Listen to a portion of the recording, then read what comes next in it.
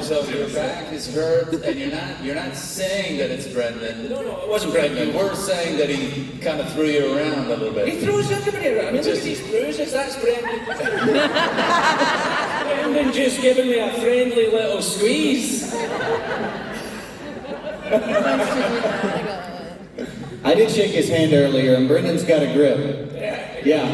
Yeah, it's good. Good, strong grip. Come on, this is like a military cop town. I shook hands with guys all day today. It's like sticking your hand in a bucket of channel-locked pliers. Good to meet you, sir. Yeah. Thank you for the challenge coin.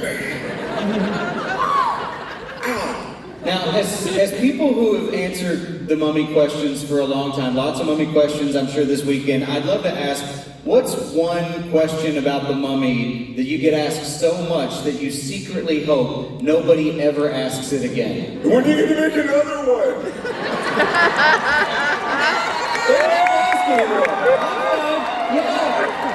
Bless you. That was directed to you. Brendan didn't see it. He left me hanging, but I was...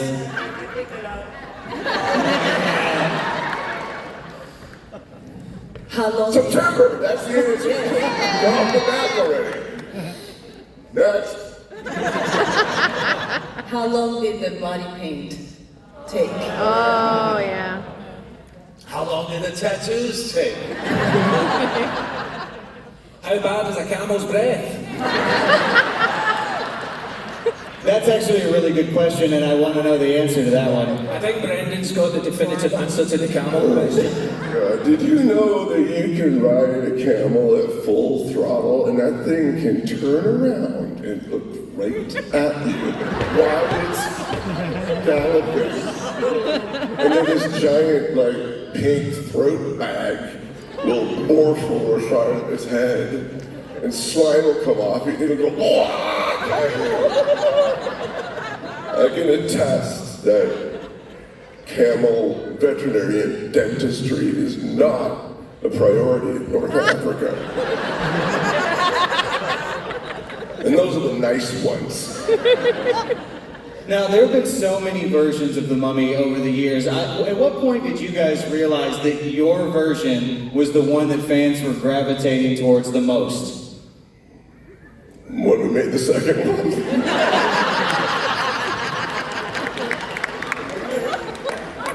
Gotcha. Yeah, so about a year later. Yeah, it's kind of like next year at college. Let's all room together next semester. Like 18 months later, there we were. Back in the saddle with the camel and the thread bag. Now, Brendan, I want to know, what's a stunt that you did as Rick O'Connell in the original Mummy film that you know now, 25 plus years later, there's no chance in hell you're going to do that stunt in part 4? I don't know if this is a stunt, but there's this long staircase in the first Mummy.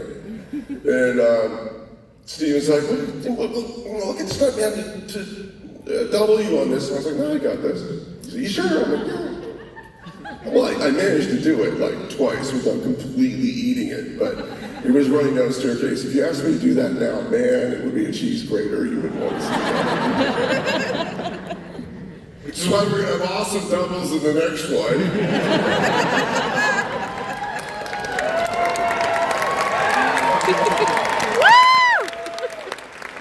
So we can take credit for their amazing work.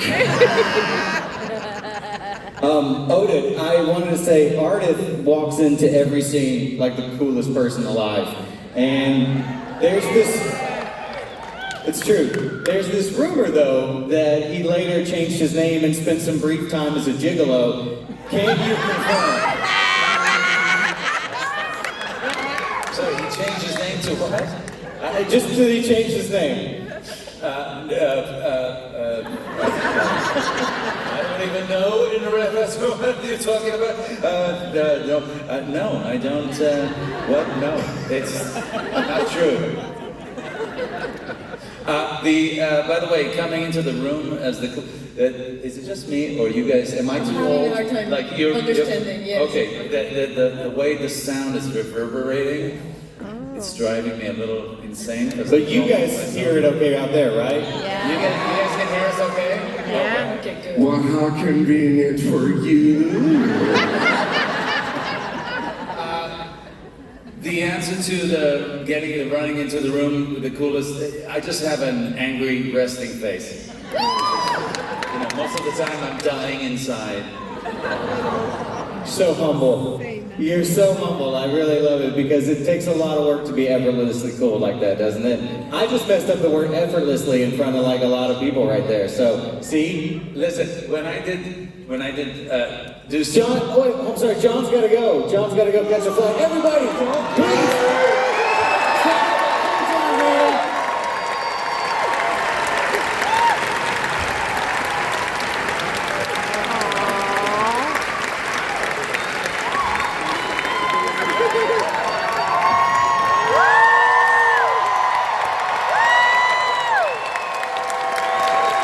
Safe travels, John.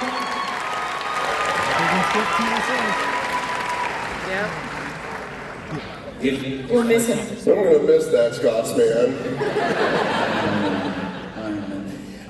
So I was going to say, so with regards to the resting angry face, I was doing a movie in LA shortly after doing The Mummy, and our director was slightly shorter than me, and he's talking to me, and he's saying, I think we're going to do this, and we're going to do that, and I'm like looking at him, and he goes, or not, we don't have to do it if you don't want to do it, we don't have to do it. I'm like, no, what? No, what? Of course I want to do it. He goes, I don't know, man, you just look so angry. I was literally just concentrating. Also, I want to say, now that John's gone, we can say anything we want about him, just so you know. He is just He's such still in a... the building, though. He's what? Still in the building. Oh, Hear that he owes me $50. Now, Patricia, the fight scene between you and Rachel in The Mummy Returns is one of the most... It's the coolest fight scene in the entire franchise. I wanted to say, what do you remember about shooting that, and did either of you ever accidentally land a shot? Which way? Accidentally what? Did either of what was the last part of the question? And did either of you ever accidentally land a shot? Like, what do you remember about filming that scene specifically? Well, in relationship to what you were asking before, and if we were asked to do that now, originally, we were not supposed to do the fights ourselves. That's why we were wearing masks. But Rachel and I got so into it. We were training sometimes 7 hours a day for weeks. And we became very competitive. Like scary competitive. That's why Steven says, at least let's show their faces. If I was to be asked that question today about doing the fight scene, it's like, okay, yeah, let the doubles do the fights. But one time, I think we might have punched each other a few times. Yeah. Just with the size. One time I got accidental stitches here. Oh, Yeah. did you... We've all got chips in the paint, if you know what I'm saying. Yeah, you reach a certain age, right? And it's unavoidable. Now, Brendan, I want to say, Rachel Weisz set out, The Mummy 3, and I want to say, what was it about your original chemistry with Rachel that made her return essential for this next one? Have you seen her?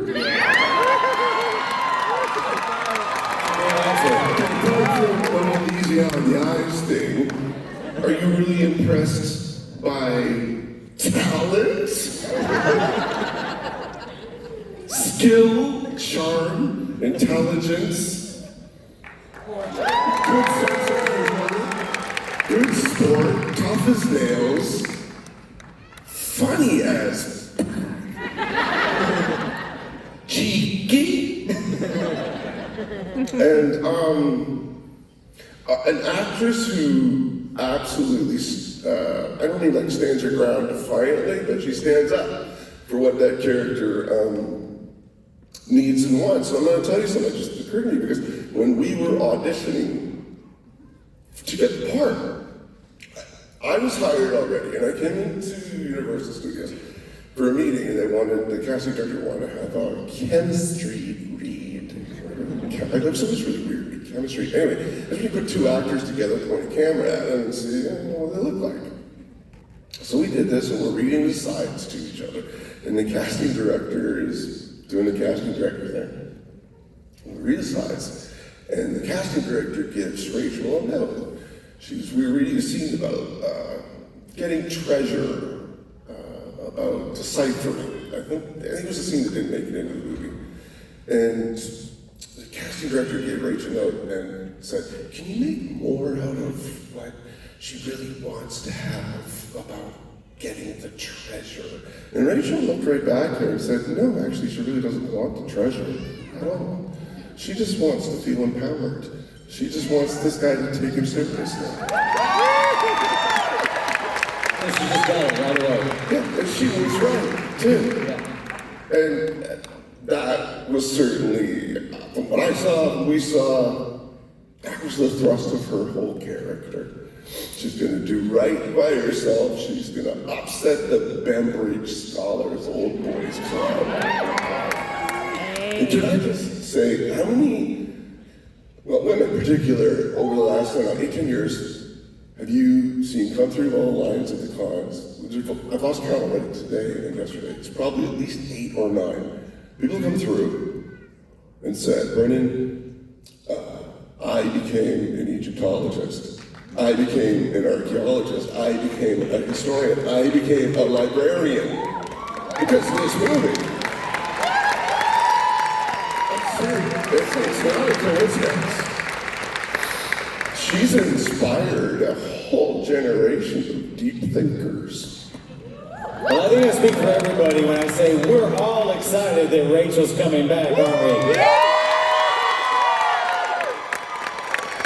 Now, I asked this to John before you guys came on stage, but I'd love to get your answer as well. But there's so many people here excited to meet you guys, and I'd love to know who's somebody at some point in your career that you were around and got to meet and felt the most starstruck by. Well, for me, it doesn't have to go that far. When the way I got casted for this film, I went to meet the casting director, Joanna Colbert at Universal, and then a few hours later, I hear I'm going to London the day after to shoot this film called The Mummy, with Brendan Fraser attached. And I walk, I land in London, and here I go to the studios, and he's right in the middle. That was definitely, I was so starstruck up until today, still. True.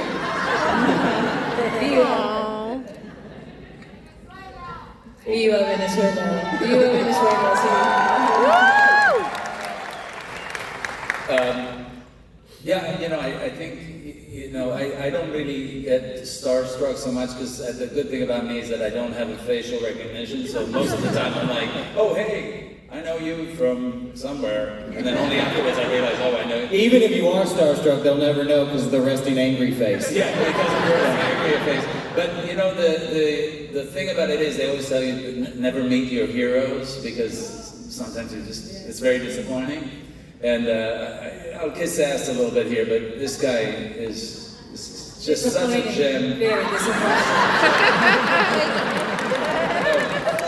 Yeah, no, I mean, disappointing. You do know I'm sitting right next to you. No, so you're very, very lucky. I mean, I feel so blessed. The Mummy was practically my first job, and then to get to work with these people who I love dearly still today, and I just, we're all very excited to get back together, so. And it's for us, getting the opportunity to do this together, it's been such a treat, I gotta tell you. They're all as fabulous as they seem. And the most beautiful thing is that this really just happened because of you. Because you have loved the film. I mean, we were blessed enough to be put in a room and give it our all, but when you have someone in the center that is giving their all, leading them, we all want to do the best. But it's really you who have watched the film, showed it to your children, and then the grandchildren, and and still stands today. And maybe that's why we're not that old, We didn't have to do that. Oh my gosh. I met some grandchildren, and that's okay.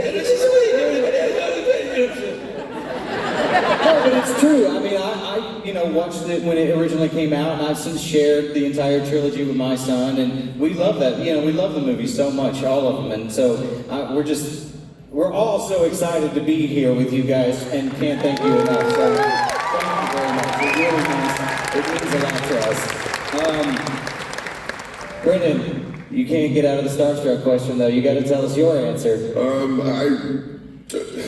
I grew up in the 80s, the films that I watched in the 80s, where it was Indiana Jones. It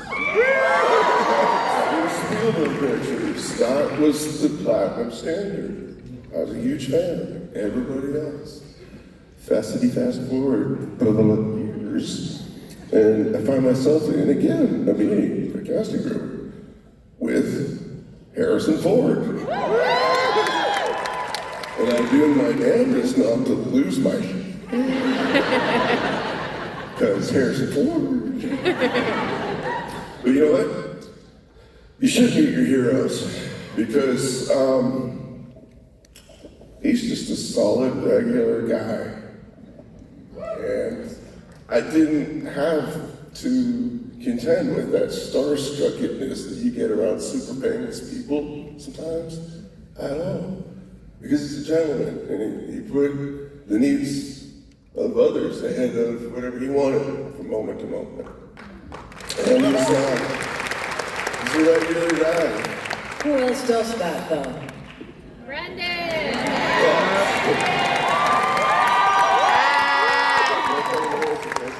Yes, please. Okay, but I guess super real quick. So, anyway, oh my God, I'm gonna feel boy here.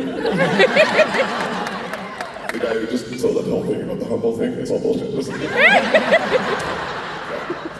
So I'm doing this movie out in Portland, right? And Harrison Ford's in it, and I'm gonna be playing his partner. And we're making a movie, and it's fun. And phone rings, Saturday morning. Brendan. Yeah. How fast can you get to the airport? I guess I could get in a cab right now. Good. So I get in a cab. Phone rings in the cab. Brendan, where are you? I'm in the taxi, Harrison. I'll be at the airport in probably 14 minutes. Let me know when you land. Get to the FBO, get to the airport. There he is. It's like, we're going for a fly. He took me up in his plane. He put me in the co-pilot seat. He gave me the stick. I'm Chewbacca, bitch.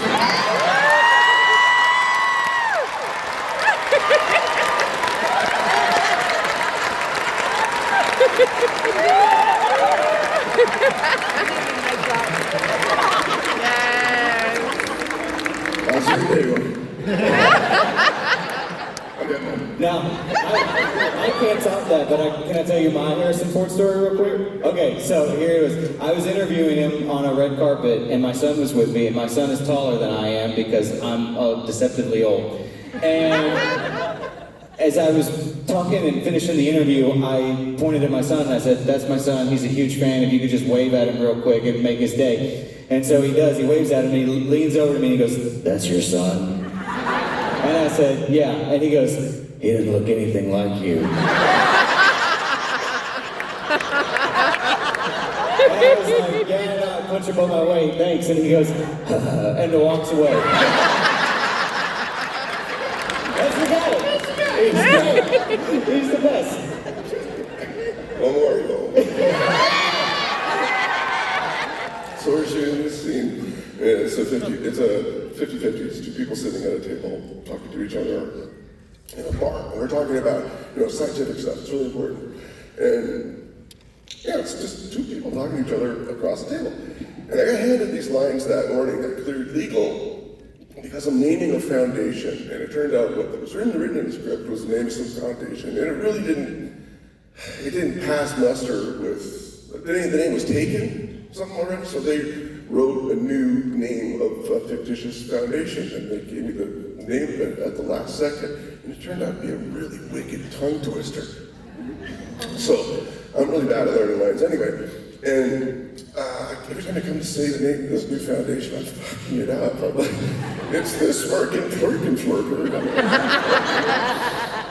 And this is going on and on. And I can see Harrison's like, really fuming at me. And I'm like, I'm sweating bullets. I'm like, I'm so sorry. I can't get these. Like, yes, you can, fuckwit. There's one mistake.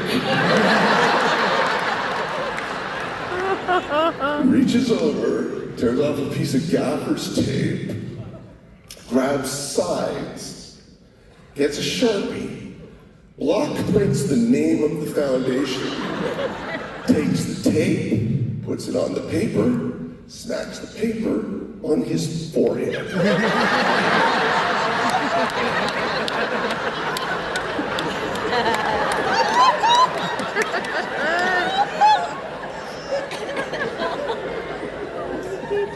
I read the name of the Sporkin' Borkin Foundation. He goes, great, now we can go to lunch. That's the guy. If I'm lying, I'm dying. All right, well, before we get out of here, we're going to play a quick game called Mummy Superlatives. So I'm going to throw out a question about who on the cast